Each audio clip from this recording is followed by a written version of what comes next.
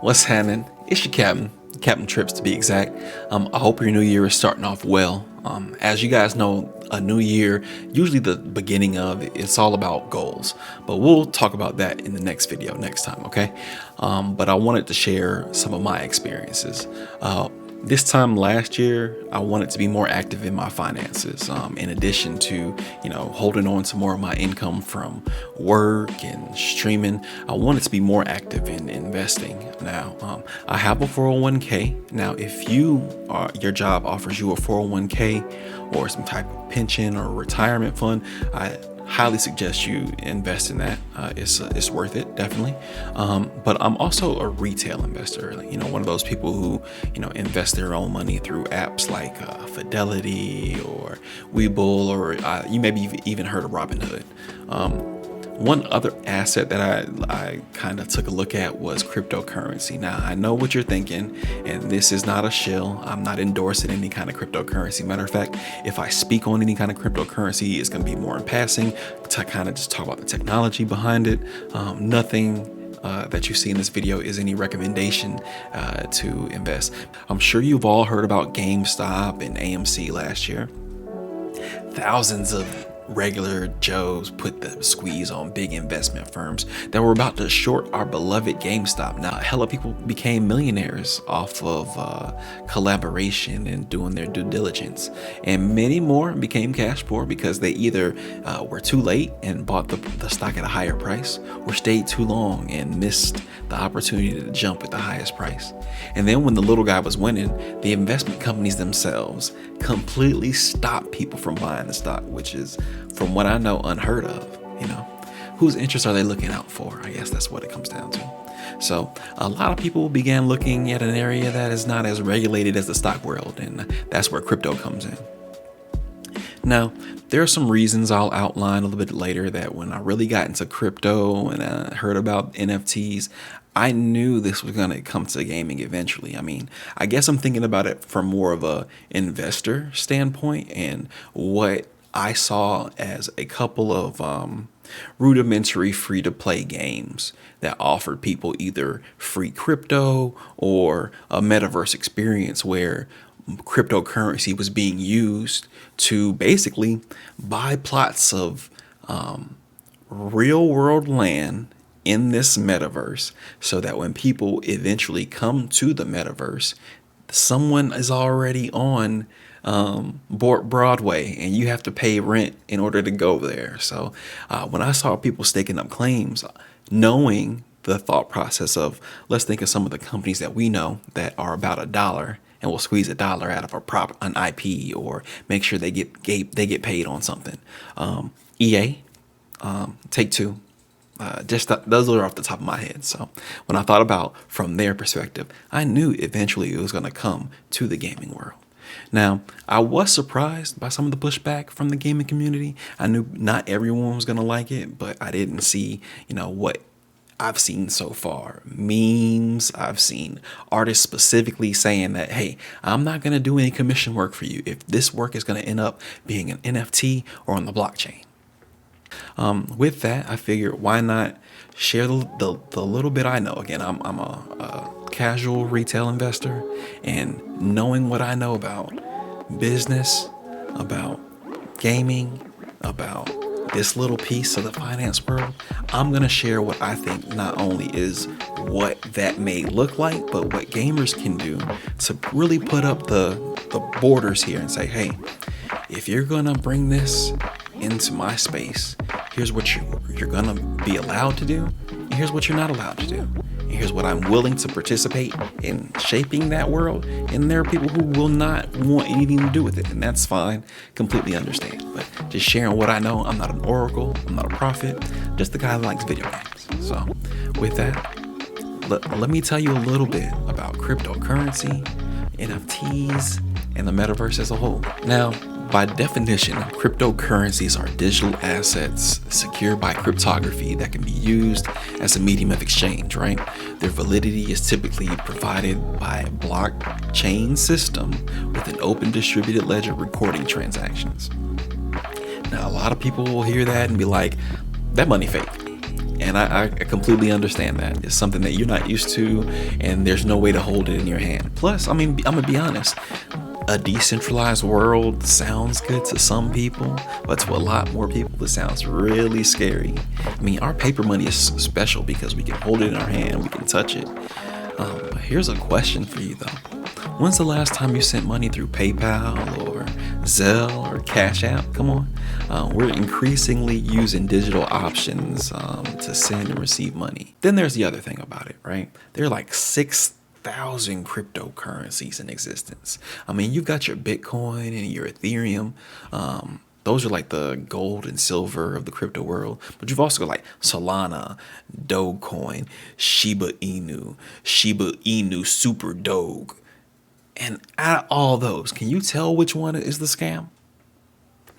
I mean, I made it easy for you, but and then out of that 6,000, right, there are many scams that are designed to confuse the investors by riding that legit coin's coattails. I mean, you've also got coins that get that celebrity or that influencer endorsement to promote the coin, and then when the fans of those people flock to invest, the thieves, they cash out, right, because they have a much bigger bag. And so when you pump up the value of their bag and they take that bag, what you're left with, what the fans of a Kim Kardashian or Floyd Mayweather have, is worth dramatically less. And nobody wants it because it wasn't real anyway, right? And to be honest, I use those names because those people are currently being sued for endorsing a fake cryptocurrency that was a rug pull, right? For those reasons alone, I would highly recommend to like the average person, don't come here until it's ready for you, But if you are an investor, I would also say stay away unless you take the time to do your research into not only the coin, kick the wheels on it, but like the technology under. If a project doesn't have a white paper, or if you read it and it doesn't make sense outside of, technically some things might not make sense, but it doesn't make sense to hey, I don't know, it's probably a red flag, and I wouldn't invest in it personally.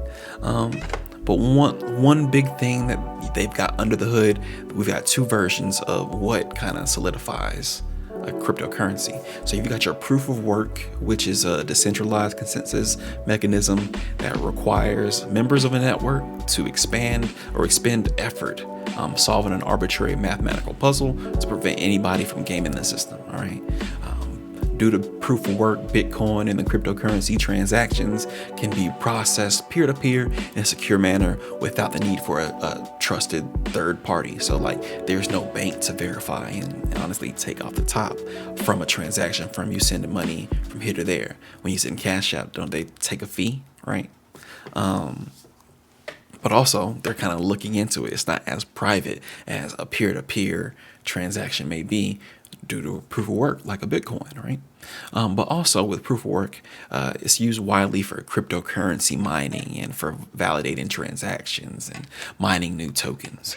I'm speaking from a 30,000 foot level because this is what I understand. It gets much more detailed. Please ask your local crypto professional. There's plenty of them on YouTube. I am not that. I'm a gamer here talking about gaming. All right. But the bad thing about proof of work, all right, is that at scale, it requires huge amounts of energy that only increases as more miners join the network. And, with Bitcoin, the boom, a lot of people did rush to go buy graphics cards that gamers wanted. This affected us directly, couldn't get stuff because people are mining with the processors and taking that technology to mine Bitcoin. And the output from that, the energy needed from that is a lot. And a lot of cryptocurrencies utilize proof of work, right? Some utilize proof of stake, which is another consensus mechanism that randomly assigns the node that'll mine or validate block transactions according to how many coins that node holds. The more tokens held in a wallet, the more mining power is effectively granted to it, right? Proof of stake's far less resource intensive, and it has but it has several other flaws. Like it's got a greater chance of what they call a 51% attack on some smaller altcoins, and some incentives for people to buy the coin and not use it, right? But this is like your Ethereum. So you got two schools of cryptocurrency here.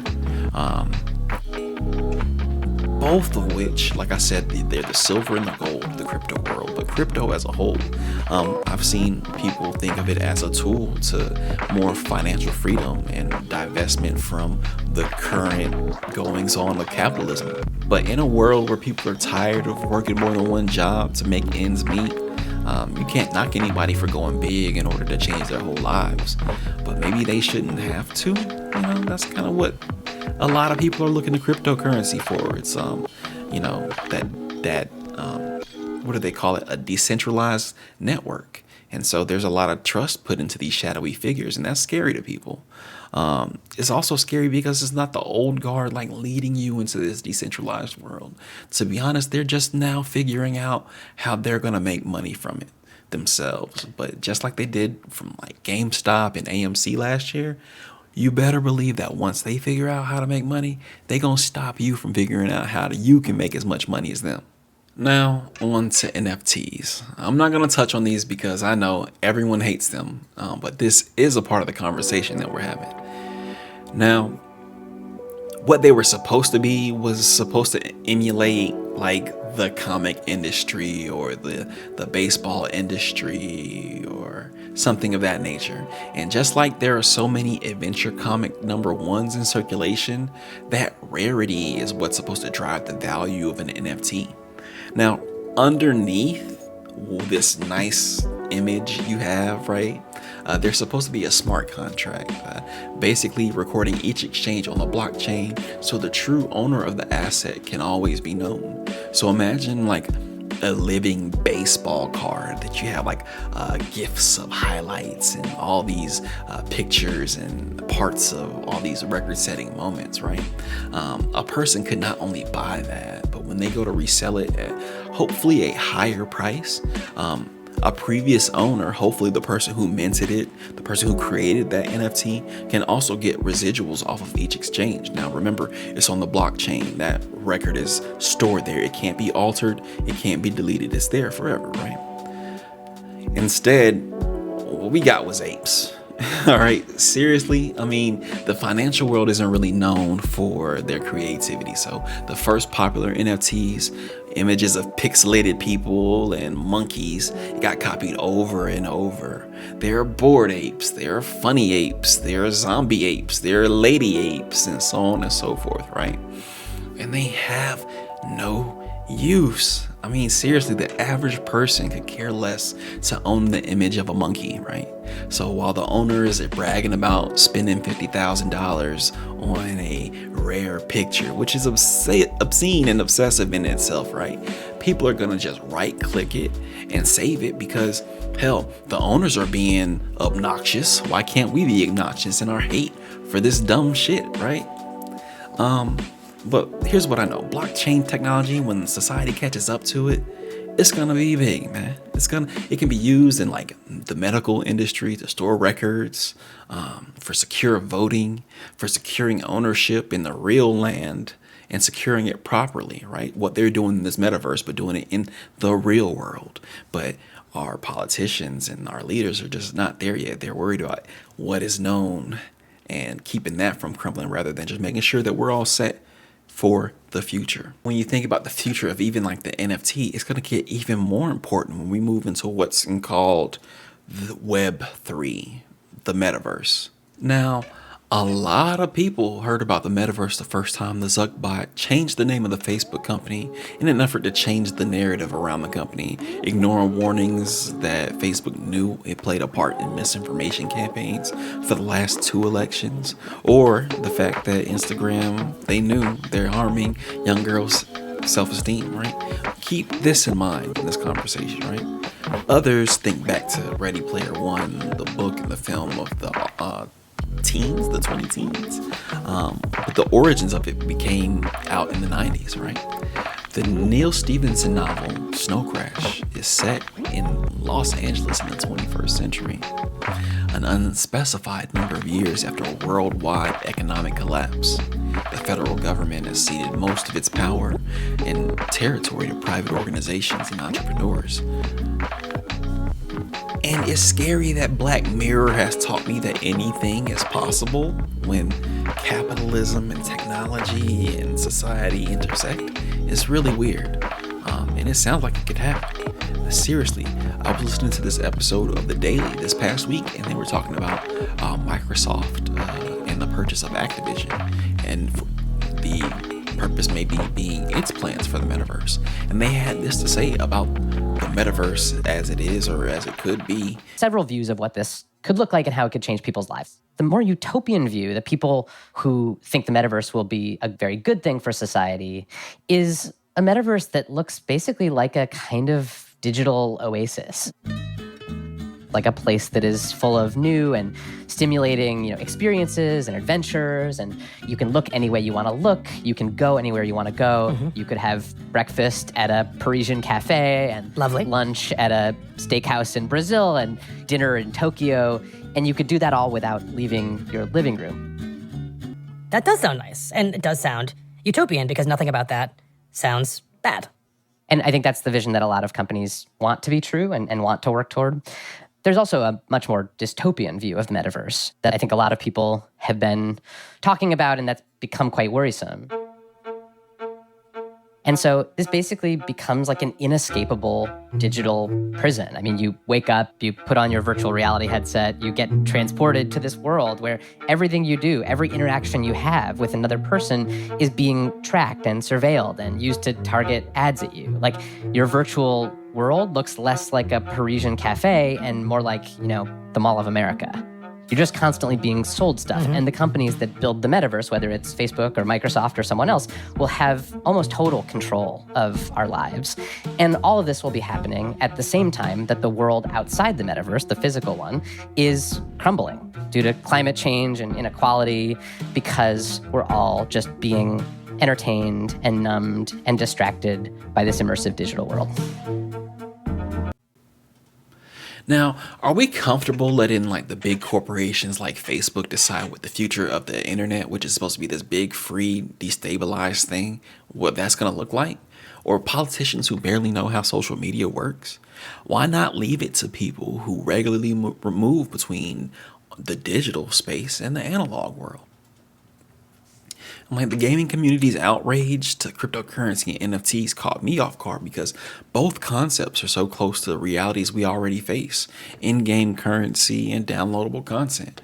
In my mind, we've already been primed to accept them, but I think that we have a little bit more sway in the situation than we know. All right, now, what do Fortnite, Elder Scrolls Online, Halo Infinite, Apex Legends, and Sea of Thieves all have in common? I mean, of course, they are all online multiplayer games, but they all also have their own currency and economies for you to spend in them. You want to level up faster, you want this cool weapon, you want to look cool on the loading pages while the servers struggle to serve you up a game. You can, for real money. And honestly, people laugh, but people spend billions of dollars on V-Bucks just this last year. And a lot of people don't even know what a V-Buck is, but spent the money on it because their kid asked them to, right? Now imagine in Web 3.0 or Web 3 as they're calling it, the future of the internet, that your cosmetics and your things that you buy in one experience follow you from experience to experience. I mean, think about it. Your avatar could really be this real representation of you. You may not have red bottoms, but your avatar might. I mean, and while we're on the subject of Fortnite, there's no better example to me of what the metaverse looks like or can look like. It started off as this fun game from everyone from kids to grandparents, but they spend their money to be Spider-Man or Timothy Chalamet from Dune or to wear Fortnite edition Balenciagas. But when they started doing concerts and other experiences, that elevated this game to a platform for me. You can be who you want to be, you can wear what you want to wear, and go wherever you want to go. for a price. Now, I will admit these experiences don't cost anything now, right? But I'm thinking of it from a capitalist perspective. It's only inevitable, right? The first hit is free, right? That Travis Scott concert was free, right? But what if down the line Justin Bieber drops a concert on there and you have to pay $15 to get in there, but you can only purchase $20 or $10 in V-Bucks. You gonna purchase the 20, right? But things that gamers are used to that may be used in the metaverse and this upcoming digital transition might not always look like a good thing, right? For my gamers of color or members of the LGBTQIA plus community, an online presence can also paint a target on your back, right? Being online grants you anonymity, and certain people use that to try to pile on to others. And honestly, like with the online element, the potential for a bad situation to get worse gets even worse. People I know who have experienced cyber stalking and doxing and hate raids, and we're not even going to get on the subject of swatting, right? So what is it that we can do about it? I feel like we can do a lot more than we know that we can to influence these things in our space. I mean, so what does all this mean for gaming? Honestly, it really doesn't have to mean anything. I mean, you can choose to ignore crypto and NFTs and continue to have a great experience. But these things are coming.